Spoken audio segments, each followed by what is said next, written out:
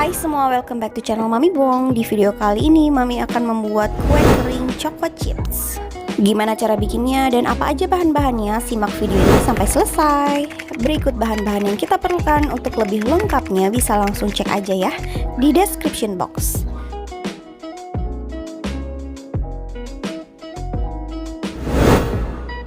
Langkah pertama, kita siapkan wadah, lalu langsung kita masukkan ini ada margarin. Menyusul ini ada gula halus. Kalau bisa sebenarnya ini diayak gula halusnya ya, tapi Mami lupa.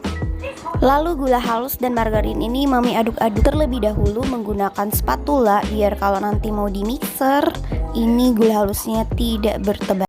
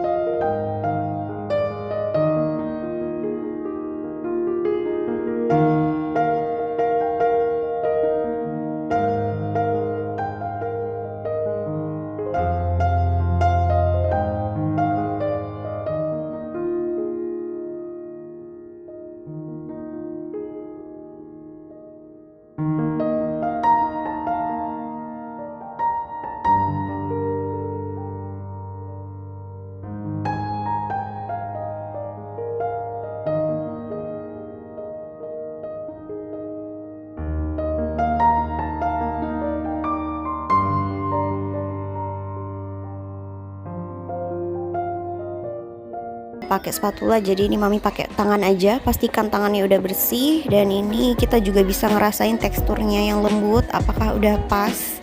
Jadi enak ya pakai tangan.